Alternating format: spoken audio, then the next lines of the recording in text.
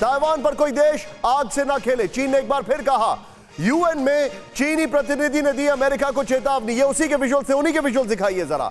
UN में चीन के प्रतिनिधि जो आप देख रहे थे, पहले फिर से प्ले ऑन करें। ये है वो विजुअल। 140 करोड़ लोगों के संकल्प और ताकत को कम न समझे, चीन ने कहा। चीनी लोग अपनी संप्रभुता और राष्ट्रीय अखंडता के लिए तैयार हैं। ये उनकी डिप्लोमेसी की पोस्चरिंग है। एक और खबर मैं आपको दिखा रहा हूं। और नैन्सी पेलोसी की संभावित ताइवान यात्रा पर चीन की बहुत बड़ी धमकी। ब्रेक करें। किसी भी खौफनाक अंजाम का जिम्मेदार खुद ताइवान होगा। यह देखिए, पेलोसी के दौरे के वक्त ताइवान पर बड़े अटैक होंगे। ग्लोबल टाइम्स ने ट्वीट करके दी धमकी। ये दोनों ब्रेकिंग, दोनों शॉट्स के साथ मैं सीधे चलूंगा बहुत शार्प रिएक्शन, क्विक रिएक्शन लेने के लिए यहां पर आप ब्रिगेडियर विनोद दत्ता सर के पास। सर, एक तरफ उनकी मिलिटरीली पोस्चरिंग, दूसरी तरफ सोशल मीडिया पोस्चरिंग, तीसरी तरफ उनके जो डिप्लोमेसी है वो पोस्चरिंग कर रहे हैं। बस एक कॉल कर सकती है आपको कंगाल। खाली हो सकता है बैंक खाता। कैसे? देखिए मेरे साथ, जागते रहो सिर्फ मनी 9 पर। अभी डाउनलोड करें। क्या आपको ऐसा नहीं लगता है कि ये मजाक में ही बहुत कुछ हो सकता है? बिल्कुल निशांत, आपने ठीक कहा, क्योंकि जिस तरह की स्ट्रेटजी चीन ने बना रखी है, मैं उसको त्रिशक्ति का नाम देना चाहूँगा, क्योंकि वो 3 जगह से उसको प्रेस ऑन कर रहा है।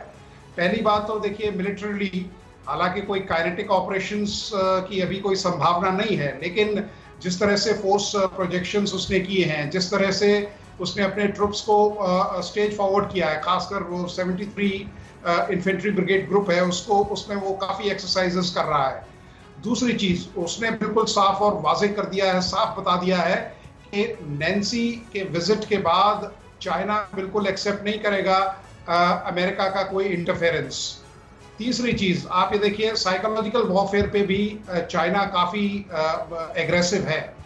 चौथी चीज़ मैं बताता चाहता हूँ कि चाइना ये बिल्कुल मान चुका है। अगर आप रशिया यूक्रेन युद्ध को भी देखें तो चाइना उसको एक बिल्कुल उसको कहते हैं ना, कि जैसे हिंदी में कहते हैं निरपक होए देख तमाशा। चाइना ने हमेशा ये उसका फायदा उठाया है कि वो ये देखता है कि विश्व समुदाय उसमें कैसे रिएक्ट करेगा। और जैसे क्राइमिया को उसने कब्जे में ले लिया, जैसे डॉनबास को उसने कब्जे में ले लिया, तो मुझे चीन का ये मानना है कि अगर वो ताइवान पे इस तरह की कोई काइनेटिक ऑपरेशन करता है तो विश्व समुदाय बहुत ज्यादा उस पर कोई हलचल होने वाली नहीं है। ये केवल सैबर रेटलिंग है और चाइना इसको करके दिखाएगा। लेकिन मेरा अपना जो मानना है कि अभी शायद ये चीज ना हो, क्योंकि अगले कुछ एक साल में वहाँ इलेक्शन होने वाले हैं और ताइवान में भी इलेक्शन होंगे और आप सीपीसी में भी इलेक्शन होंगे। तो वही एक मुफीद टाइम होगा, वही एक एप्रोप्रिएट टाइम होगा जब चाइना स्ट्राइक करना चाहेगा, if they are planning. Point taken sir. लेकिन एक और बड़ी खबर, चीन की नैन्सी पेलोसी का प्लेन उड़ाने की धमकी। प्ले ऑन करें। ग्लोबल टाइम्स ने पोस्ट किया पेलोसी का प्लेन का डेटा। ताइवान के पास आते ही उड़ा देंगे पेलोसी का प्लेन, ग्लोबल टाइम्स ने कहा विजुअल्स के साथ। डेली मेल के हवाले से बहुत बड़ी खबर, ग्लोबल टाइम्स ने पेलोसी के प्लेन की सारी जानकारी पोस्ट की है।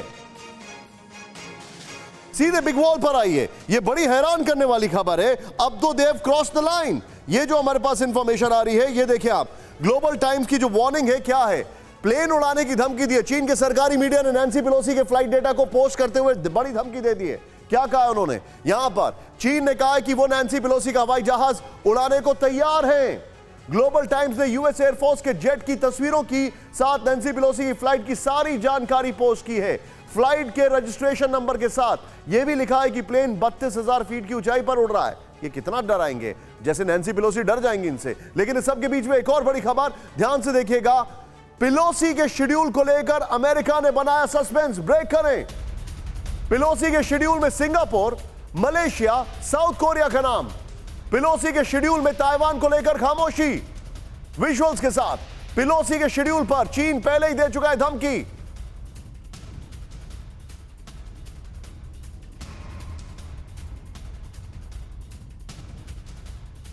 चलूंगा, प्रोफेसर राजन मेरे साथ है। सर, अमेरिका खेल रहा है इनके साथ।